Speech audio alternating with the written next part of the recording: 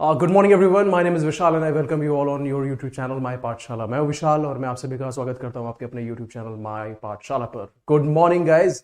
तो मैं लेकर के आ गया हूं कुछ नए शब्द और इस सुबह again will start this session और कुछ नए शब्द सीखेंगे। और आज का सेशन शुरू करने से पहले अपने दिन को मिठास से भरते हुए कुछ पंक्तियों के साथ में, तो लाइनें कुछ ऐसी हैं।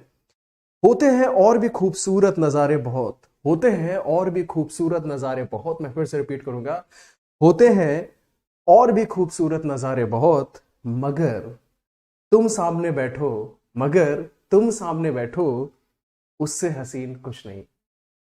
तो चलिए इसी के साथ हम लोग आज का सेशन शुरू करते हैं और सीखते हैं कुछ नए शब्द। तो जो पहला शब्द है, the first word of today's class is what is that? Obstinate, right?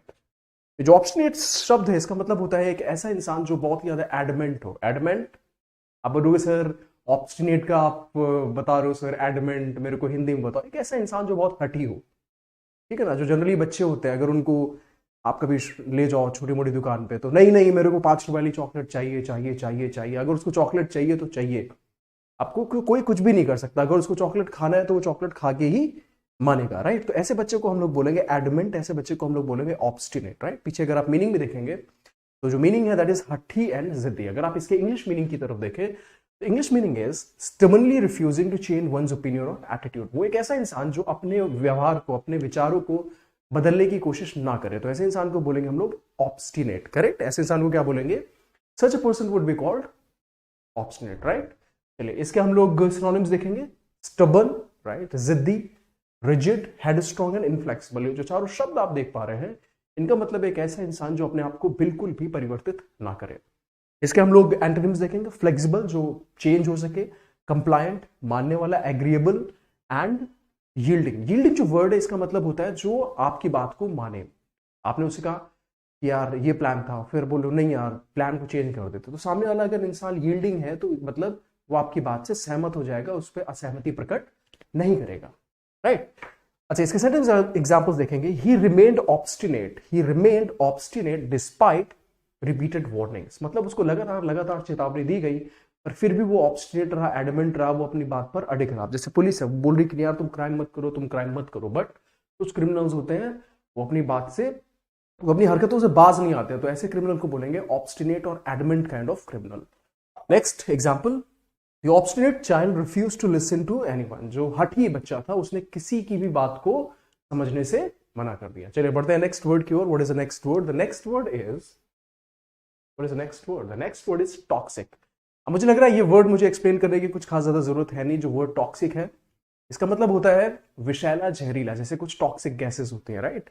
अगर जैसे कार्बन मोनोऑक्साइड गैस है, तो कार्बन मोनोऑक्साइड गैस जहरीली गैस है, टॉक्सिक गैस है। अगर थोड़ी सी मात्रा अगर आपके खून में मिल जाए, then a person is considered gone, right? English meaning देखेंगे इसका, कंटेनिंग पॉइजन और causing serious harm to the living beings और द एनवायरनमेंट। जो ऐसी चीज जो सजीव चीजों को या फिर लिविंग बीइंग्स को नुकसान पहुंचाए, उसको अपन बोलते हैं क्या? उनको बोलेंगे हम लोग टॉक्सिक, राइट? इसका हम लोग पॉइजनस सिनोनिम, हार्मफुल, हानिकारक, नॉक्सियस एंड डेडली, राइट? ये जो पॉइजनस एंड नॉक्सियस, ये दोनों शब्द बहुत ही ज्यादा इंपॉर्टेंट है, तो इसको जरूर से जरूर आप नोट डाउन कर लीजिएगा। नेक्स्ट एंटोनिम्स, हार्मलेस, ऐसी चीज जो आपको हानि ना पहुंचाए। सेफ, सुरक्षित। Non toxic and beneficial. Beneficial का मतलब होता है एक ऐसी चीज जो लाभदायक हो। सीधी सी बात है, अगर टॉक्सिक गैस है वो आपके लिए हानिकारक होगी और जो बेनिफिशियल चीज होगी वो आपके लिए लाभदायक होगी। चलिए सेंटेंस एग्जांपल्स देखते हैं हम लोग। सेंटेंस एग्जांपल्स क्या है? Toxic gases were release during the chemical accident. जो जहरीली गैसें थी वो एक्सीडेंट के दौरान रिलीज हो गई। He left a toxic work environment to protect his mental health. उसने टॉक्सिक वर्क एनवायरनमेंट को छोड़ दिया। क्यों भाई छोड़ दिया? क्योंकि उसको अपना मानसिक स्वास्थ्य बचाना था। देखिए जनरली क्या होता है कि आप स्पेशली अगर प्राइवेट सेक्टर में जॉब करते हैं, प्राइवेट सेक्टर में सैलरी तो बहुत तगड़ी तगड़ी मिलती है, लाख रुपए, 2 लाख रुपए, 3 लाख रुपए per month, but then the problem is कि वहां का टॉक्सिक वर्क एनवायरनमेंट होता है। इतना ज्यादा परेशानी होती है, दिन में 12 घंटे 14 घंटे आप काम कर रहे हो। तो see I am not saying कि इतना घंटे काम करना गलत है, but if you are working there only for the sake of money, अगर आपको मेंटल पीस नहीं है, अगर आप खुश नहीं हो, देन ऑब्वियसली जो टॉक्सिक एनवायरनमेंट है वो आपके स्वास्थ्य के साथ खेलना शुरू कर देगा। ठीक है, चलिए बढ़ते हैं आगे की तरफ, देखते हैं next word. Next word is regress, right? Regress word का मतलब होता है पिछली अवस्था में लौट जाना। जैसे आपने सुना होगा एक वर्ड रिग्रेसिव लॉज, राइट, आपने ये शब्द जरूर सुना होगा, रिग्रेसिव लॉज। ठीक है, ये जो रिग्रेसिव शब्द है इसका मतलब होता है, रिग्रेसिव लॉज का मतलब होता है ऐसे नियम कानून जो काफी ज्यादा पिछड़े हुए हो। ठीक है, तो इंग्लिश मीनिंग देखेंगे इसका।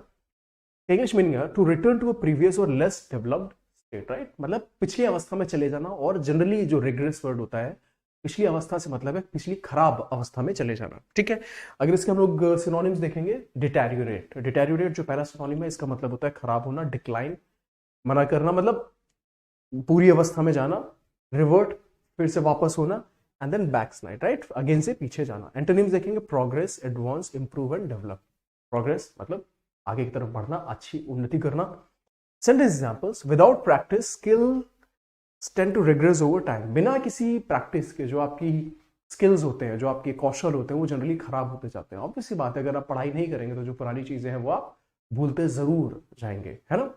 देखते हैं next example, after illness he temporary regress to childish behaviour, right, बीमारी के पश्चात वो बच्चों जैसा बर्ताव करने लगा, उसकी तरफ उसका व्यवहार चला गया। लाजिमी सी बात है, कई बार जब बच्चे, और जस्ट बच्चे, अगर इंसान भी है, बड़े बूढ़े भी हैं, अगर वो काफी लंबे समय तक बीमार हो जाते हैं तो वो जनरली कैसा बिहेव करते हैं, वो जनरली बच्चों जैसा बिहेव करने लगते हैं, है ना। चलिए बढ़ते हैं नेक्स्ट वर्ड की ओर। What is the next word? The next word is, what is the next word? The next word is sombre, right. जो सॉम्बर शब्द है इसका मतलब होता है एक ऐसा इंसान जो बहुत ही ज्यादा उदास हो, जो बहुत ही ज्यादा सैड हो, राइट। जो सॉम्बर शब्द है इसका मतलब होता है एक सैड इंसान। जैसे आप इस बच्चे को भी देख सकते हो, कितना परेशान है, राइट, कितना परेशान है, कितना दुखी सा लग रहा है, तो इस बच्चे को हम लोग बोलेंगे सॉम्बर। इंग्लिश मीनिंग देखेंगे, सीरियस, ग्लूमी और डिप्रेसिंग इन मूड और अपीयरेंस। सिनोनिम्स क्या हो जाएंगे? Gloomy, grave. ग्रेव का मतलब होता है गंभीर, इसका मतलब क्या होता है? इसका मतलब होता है गंभीर। ठीक है, melancholy and dull, right. Antonyms देखेंगे हम लोग, इसके एंटोनिम्स क्या क्या हो जाएंगे? एंटोनिम्स हो जाएंगे cheerful, bright, lively and joyful. ये जो चारों शब्द आप यहां पर देख पा रहे हैं, cheerful, bright, lively and joyful, ये चारों शब्दों का मतलब होता है जो बहुत हंसमुख हो, जो बहुत ज्यादा खुश हो। ठीक है, इसके हम लोग सेंटेंस एग्जांपल्स देखेंगे। तो sombre atmosphere reflected the seriousness of the situation. जो गंभीर एटमॉस्फेयर था, जो वातावरण था, उसकी वजह से क्या दिख रहा था? Seriousness of the situation. मान लीजिए कहीं बहुत बड़ा एक्सीडेंट हो गया हो, तो अगर आप वहां पे जाएंगे तो सभी लोग गंभीर मुद्रा में होंगे, कोई लोग रो रहे होंगे, कुछ लोग परेशान होंगे, लाजमी सी बात ना। तो ऐसी सिचुएशन को देख करके ही आपके मन में आएगा कि नहीं यार, something wrong has happened at this place. Next देखेंगे, he spoke in a sombre tone after hearing the news. मतलब बहुत ही गंभीर मुद्रा में उसने बोला, he spoke in a sombre tone after hearing the news. समाचार सुनने के पश्चात वो बहुत ही गंभीर मुद्रा में बोला। That's what this sentence means, right. चलिए बढ़ते हैं नेक्स्ट word की ओर। What is the next word? The next word, it seems, what is the next word? The next word is referendum, right? जो referendum word है, जो referendum word है, इसका क्या मतलब है? referendum का मतलब होता है जनमत संग्रह। अब ये सर जनमत संग्रह का क्या मतलब है? देखिए, referendum का सिंपल सा मतलब है एक तरीके से वोट। ठीक है, अगर आप मान लीजिए आप, और आपका मानना है कि आपसे ज्यादा क्लास में इंटेलिजेंट कोई बच्चा है नहीं, अब आप आ रहे हो, आप क्लास में बोल रहे हो नहीं यार, मेरे से ज्यादा इंटेलिजेंट बच्चा तो इस दुनिया में कोई है नहीं। अगर आपका ऐसा मानना है कि आपसे ज्यादा इंटेलिजेंट बच्चा कोई नहीं है, तो सिंपल आपके कहने से तो कोई मानेगा नहीं। ठीक है, आप क्या बोलोगे? चलो अच्छा, क्लास में वोटिंग करवा लेते हैं, क्लास में रेफरेंडम करवा लेते हैं कि फिर हमें पता चलेगा कि मैं सबसे ज्यादा इंटेलिजेंट हूं या नहीं। फिर आपने बोला कि ठीक है रेफरेंडम करवाते हैं, तो एक बच्चा होगा वो बोलेगा कि आप इंटेलिजेंट है, दूसरा बच्चा बोलेगा आप इंटेलिजेंट नहीं है। इस तरीके से इलेक्शन होगा और उस रेफरेंडम के हिसाब से जो निर्णय आएगा वो आप डिसाइड करेंगे। तो रेफरेंडम का मतलब क्या होगा? जनमत संग्रह। मतलब जनता की क्या मांग है, जनता के मन में क्या चल रहा है, वो आप रेफरेंडम से पता करते हैं। तो एक तरीके से चुनाव तरीके की चीज हो गई। जैसे चुनाव में पता चलता है ना कि भाई ये पार्टी जीत रही है, वो पार्टी जीत रही है, तो इसी तरीके जनमत संग्रह रेफरेंडम होता है। इसकी इंग्लिश मीनिंग देखेंगे। English meaning is a direct vote by the people on a specific political question. ठीक है, सिनोनिम्स देखेंगे हम लोग इसके। प्लेबिसाइट, ये भी बहुत बहुत बहुत इंपॉर्टेंट वर्ड है, plebiscite, right. Plebiscite, vote, ballot and public vote, these all are synonymous to the word referendum। ठीक है, इसके हम लोग दिस एंटोनिम्स देखेंगे। Appointment, nomination, dictation and imposition. यहाँ जो चारों शब्द आप यहाँ पे देख रहे हैं, देखिए इन चारों का मतलब है किसी की अपॉइंटमेंट करना, किसी को किसी पद पर बैठाना। ठीक है, अब यहाँ पर आप किसी व्यक्ति को बैठा दे रहे हो, बट ऊपर वाले में क्या हो रहा है, इलेक्शन हो रहा है, properly people are being elected, no. तो किसी व्यक्ति को बैठाना और किसी व्यक्ति को चयनित करना, these are two different things. Set examples. The government announced a referendum on the new law. जो नया कानून पारित किया उस पर सरकार ने क्या कहा कि हम रेफरेंडम करेंगे। यहाँ पे इसका मतलब क्या है, देखिए मान लीजिए कि कोई नया कानून पारित हुआ, और जब नया कानून पारित हुआ है तो ऐसी अवस्था में कुछ जनता है वो बोलेगी नहीं यार मैं तो इस लॉ के अगेंस्ट हूँ, कुछ लोग बोलेंगे पब्लिक में से कि नहीं यार दिस लॉ इज गुड। तो ऐसी अवस्था में गवर्नमेंट क्या कह सकती है कि ठीक है मैं जो जनता क्या चाहती है इसके लिए रेफरेंडम करवाया दिया जाए। तो जब रेफरेंडम होगा तो जनता के मन में जो ओपिनियन है वो सरकार तक पहुंच सकेंगे। चलिए बढ़ते हैं next. Citizens participate actively in the referendum. जो नागरिक होते हैं वो ज्यादातर जनमत संग्रह में एक्टिवली पार्टिसिपेट करते हैं। चलिए बढ़ते हैं नेक्स्ट वर्ड की ओर। Just give me a minute guys, I have some water. अच्छा देखते हैं नया word. What is the next word? The next word is specimen, right. जो स्पेसिमेन है, स्पेसिमेन जो शब्द है इसका मतलब होता है नमूना। कौन सा नमूना? जैसे कि मान लीजिए आप एक मोबाइल फोन खरीदने गए, अब आपके मन में चल रहा है कि यार मेरे को तो एप्पल का आईफोन लेना है ना, आपके मन में चल रहा है कि यार मेरे को आईफोन, ठीक है। आप शॉप पे गए तो आप बोल रहे कि यार मेरे को एक स्पेसिमेन दिखाओ यार, मेरे को पता तो चले कि एप्पल का आईफोन काम कैसे करता है, ठीक है। या फिर ये एग्जाम्पल नहीं हुआ तो जनरली क्या होता है कि जैसे आप मेडिकल टेस्ट करवाने जाते हो तो जो डॉक्टर साहब बोलते हैं कि आप अपना स्पेसिमेन दे देना यूरिन का, तो लैब में जाएगा फिर वहां पे टेस्ट होगा, राइट। तो जो स्पेसिमेन हुआ वो एक छोटा सा, बड़ी चीजों में से एक छोटा सा नमूना उठा ले गया, that is called as specimen. तो अगर इसके हम लोग इसके इंग्लिश मीनिंग देखेंगे तो English meaning is a sample taken for examination और एनालिसिस, ठीक है। इसके हम लोग सिनोनिम्स देखेंगे, सैंपल, एग्जाम्पल, मॉडल और इलस्ट्रेशन। इलस्ट्रेशन इसका मतलब होता है उदाहरण। इसका जो मतलब होता है, इसका मतलब होता है, क्या मतलब होता है बेटा? इसका मतलब होता है उदाहरण। एंटोनिम्स देखेंगे, whole, entirely. Entirety means in whatever it comprises of, संपूर्णता में, total and mass. Same examples देखेंगे। The doctor examined a blood specimen. जो डॉक्टर था उसने ब्लड स्पेसिमेन को, ब्लड के नमूने को, खून के नमूने को क्या किया? एग्जामिन किया, ठीक है। The next one, this flower is a rare specimen found in the hills, right. ये जो फूल है, ये जो पुष्प है, एक कुछ उन नमूने में से है जो बहुत ही मुश्किल से पाए जाते हैं, कहां पर? पहाड़ों में।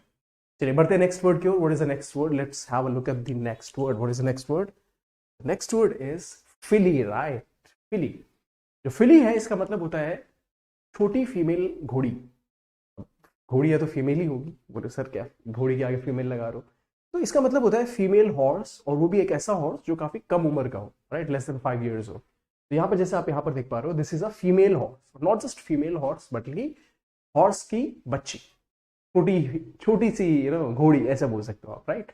इसके अगर आप इंग्लिश मीनिंग देखेंगे, a young female horse usually under 4 years of age, ठीक है। सिनोनिम देखेंगे, young mare, female colt, yearling mare and foal, right. ये जो चारों शब्द है, ये इन सभी का मतलब होता है यंग फीमेल घोड़ी, यंग फीमेल हॉर्स, राइट। अच्छा, इसके एंटोनिम्स क्या हो जाएंगे? Colt, stallion, gelding and horse. ये जो चारों शब्द है, देखिए कुछ नए नए शब्द आपको यहाँ पर मिल रहे होंगे। ये बहुत ज्यादा इंपॉर्टेंट नहीं है, बट अगर आप अपनी मेमोरी में रखते हो तो इट्स गुड, राइट। क्योंकि कभी नहीं पता कि यार कैसे क्वेश्चंस पूछ ले एग्जाम में, है ना। चलिए एग्जांपल्स देखेंगे। The farmer brought a healthy filly from the fair. जो किसान था वो मेले में से एक स्वस्थ मादा घोड़ी को लेकर के आया जो कि कम उम्र की थी। Next, the filly was trained carefully for racing. जो फिली थी उसकी प्रॉपरली ट्रेनिंग करवाई गई थी, किस चीज के लिए? रेसिंग के लिए। चलिए बढ़ते हैं नेक्स्ट शब्द को देखते हैं। What is the next word? The next word is protocol. देखिए प्रोटोकॉल का मतलब होता है कुछ नियम कानून, कुछ औपचारिक, what would I say, the way something needs to be done, उसको अपन बोलते हैं प्रोटोकॉल। जैसे कि किसी जगह पे आग लग गई, या फिर किसी का मान लीजिए ऑपरेशन करना है, मान लीजिए कोई पेशेंट है उसका ऑपरेशन करना है, ठीक है। तो डॉक्टर साहब जो होते हैं वो पेशेंट का ऑपरेशन करने से पहले कुछ प्रोटोकॉल्स बना देते हैं, कुछ नियम कानून बना देते हैं कि भाई ये दवाएं इस पेशेंट को इतने इतने समय पर देनी जरूरी है, या फिर पेशेंट को ऑपरेशन शुरू करने से पहले एनेस्थीसिया देना है, क्या देना है क्या नहीं देना है। तो ये जो सारी क्रियाकलाप होती हैं उसको हम लोग बोलते हैं प्रोटोकॉल्स, लाइक प्रक्रिया या फिर नियम कानून जो चीज फॉलो करने चाहिए उसको हम लोग क्या बोलते हैं? उसको बोलते हैं प्रोटोकॉल, राइट। इसके हम लोग इंग्लिश मीनिंग देखेंगे। इसका इंग्लिश मीनिंग है An official system of rules or procedures followed in the formal situation, मतलब rules and regulations और procedure जो follow किया जाना चाहिए उसको हम लोग क्या बोलते हैं, उसको हम लोग बोलते हैं protocols, right? इसके हम लोग synonyms देखेंगे, procedure, convention, etiquette and formality, right? इसके हम लोग antonyms देखेंगे, informality, improvisation, disorder and irregularity. चलिए इसके हम लोग simple examples देखेंगे. All safety protocols must be followed in the laboratory. Laboratory में सारे के सारे जो सेफ्टी प्रोटोकॉल्स हैं वो फॉलो किए जाने चाहिए. अगर आप सेफ्टी प्रोटोकॉल्स फॉलो नहीं करेंगे तो क्या हो जाएगा भाई, दुर्घटना हो सकती है, एक्सीडेंट हो सकता है, आग लग सकती है. इसलिए सारे के सारे सेफ्टी प्रोटोकॉल्स का फॉलो किया जाना बहुत ज्यादा जरूरी है. चलिए बढ़ते हैं next example. He ignored protocols and spoke directly to the manager. उसने प्रोटोकॉल्स को अवहेलना की और डायरेक्टली मैनेजर से बात कर लिया. अब देखिए इसमें क्या है कि जनरली क्या कहा जाता है कि अगर आप जूनियर है, लेट्स से अगर आप ही हो, ठीक है, अगर आप इंस्पेक्टर बन गए, अब जाके आप डायरेक्टली आप कमिश्नर से तो बात करोगे नहीं, करेक्ट. अगर आप इंस्पेक्टर बन गए तो आपके ऊपर इनकम टैक्स ऑफिसर होते हैं, आप उनसे बातचीत करेंगे, फिर उनके ऊपर असिस्टेंट कमिश्नर होते हैं, उनसे बात करेंगे, राइट. उनके ऊपर डेप्यूटी कमिश्नर होते हैं, फिर कमिश्नर साहब आते हैं. तो आप एक इंस्पेक्टर हो, आप सारे प्रोटोकॉल्स को तोड़ करके, राइट, आप हायरार्की को तोड़ करके you can not go and से कि नहीं यार मेरे को तो डायरेक्टली कमिश्नर साहब से बात करनी है. हाँ, कुछ सिचुएशंस होती हैं जब आपको ऐसा कदम लेना चाहिए, but generally you have to follow an protocol. आपको एक के बाद एक आपके ऊपर जो ऑफिसर्स होते हैं उनके थ्रू टॉप पर पहुंचना पड़ता है अपनी कंप्लेंट्स को लेकर के. चलिए बढ़ते हैं next word. What is the next word? The next word is flounder. जो फ्लाउंडर शब्द है इसका मतलब होता है लड़खड़ाना, राइट. मान लीजिए आप चलते हुए जा रहे हो और बीच में ऐसे गिर पड़े, then I can say that you flounder, right. अब जैसे ये बच्चा है यहाँ पर, ठीक है, ये पानी में फड़फड़ा सा रहा है, राइट, तैरने की कोशिश कर रहा है पर अच्छे से तैर नहीं पा रहा है, नो. तो वहां पर भी हम लोग बोल सकते हैं फ्लाउंडर. फ्लाउंडर शब्द का हम लोग वहां पर प्रयोग कर सकते हैं. इंग्लिश मीनिंग देखेंगे हम लोग यहाँ पर. English meaning is to struggle helplessly और फेल टू मेक प्रोग्रेस. मतलब संघर्ष करना और सफलता पाने में या फिर आगे बढ़ पाने में असफल रहना. इसके हम लोग सिनोनिम्स देखेंगे. स्ट्रगल संघर्ष करना, स्टम्बल रुकना, फॉल्टर एंड वेवर. वेवर का मतलब होता है ऐसे ऐसे हिलना, मतलब आगे करना, पीछे होना, आगे होना, पीछे होना, बट दैट मीन्स कि आपका कोई कंटिन्यूअस मूवमेंट आगे की तरफ नहीं है. That is what whatever word means. Antonyms देखेंगे. सक्सीड सफल होना, प्रोग्रेस आगे बढ़ना, एडवांस एंड थ्राइव. ये सारे जो शब्द है इनका मतलब होता है सफल होना. तो ये सारे जो शब्द हुए ये फ्लाउंडर शब्द के आपके क्या हो गए? फ्लाउंडर शब्द के आपके ये एंटोनिम्स हो गए. Second example, the company begin to flounder due to poor management. जो कंपनी थी बुरे मैनेजमेंट की वजह से, पुअर मैनेजमेंट की वजह से असफल होने लगी, संघर्ष करने लगी. That is what the flounder word means. यहाँ पे जो फ्लाउंडर शब्द देख पा रहे हैं वो यहाँ पर इसलिए यूज किया गया. The he flounder while trying to answer the sudden question, right. उस बच्चे से कोई क्वेश्चन पूछा गया और वो बिल्कुल संघर्ष, अरे सर ये वो, राइट. अब आप ही हो, आप क्लास में बैठे हो और आप सो रहे हो, अचानक से सर आपको उठाए, अरे बेटा ये क्वेश्चन का आंसर करो. तो आप तो फ्लाउंडर करोगे ना, आप डगमगाओगे, आप असफल हो गए शायद उस क्वेश्चन को आंसर करने में, क्योंकि आपने क्लास में तो कुछ सुना नहीं होगा. चलिए देखते हैं नेक्स्ट वर्ड. अगला शब्द क्या है? Amnesia, right. The next word is amnesia. जो एमनीशिया शब्द है इसका मतलब होता है लॉस ऑफ मेमोरी. देखिए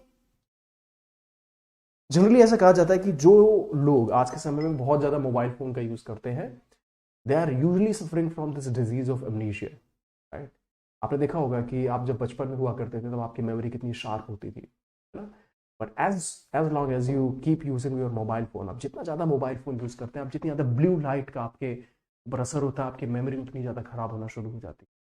तो एक तो ये कारण है कि यंग लोगों में एमनीशिया क्यों हो रहा है, लॉस ऑफ मेमोरी क्यों हो रहा है, और साथ ही साथ जो एज का इफेक्ट होता है, राइट, उसकी वजह से भी जो लोग होते हैं उनमें लॉस ऑफ मेमोरी होना शुरू हो जाता है. इसकी इंग्लिश मीनिंग देखेंगे. English meaning of this word is a medical condition involving partial और कंप्लीट लॉस ऑफ मेमोरी. एक ऐसी सिचुएशन जिसमें लोग अपनी याददाश्त को भूलना शुरू कर देते हैं. जैसे मूवीज में भी होता है, राइट. कुछ एक्सीडेंट हुआ तो फिर वो अपना ही नाम भूल जा रहा है. मैं कौन हूँ, अरे मैं कौन हूँ, मैं कहाँ से आया हूँ, मेरे पापा कौन है, ऐसा होता है ना. ठीक है. सिनोनिम्स देखेंगे. Memory loss, forgetfulness, blackout and oblivion. Antonyms memory, recollection, recall and remembrance. ये सभी जो चारों शब्द दिख रहे हैं आपको, इन चारों शब्दों का प्रयोग हो रहा है मेमोरी के संदर्भ में, वो भी तब जब याददाश्त आ रही हो, है ना. इसके हम लोग सिंपल एग्जांपल्स देखेंगे. The accident cause temporary amnesia in the patient. जो एक्सीडेंट था उसकी वजह से रोगी के अंदर टेम्पररी एमनीशिया आ गया, थोड़े समय के लिए उसकी याददाश्त चली गई. He suffered from amnesia and could not recognise his parents. वो याददाश्त की समस्या से परेशान था और वो अपने माता पिता को पहचान नहीं पाया. चलिए, तो I guess that is all for today. आज के लिए इतना ही रखते हैं। तो हमने आज कुछ 10 शब्द, we cover 10 words today and I hope you are enjoying the session. आपको इन सेशंस में मजा आ रहा है और आप कुछ ना कुछ सीख जरूर रहे हैं, है ना।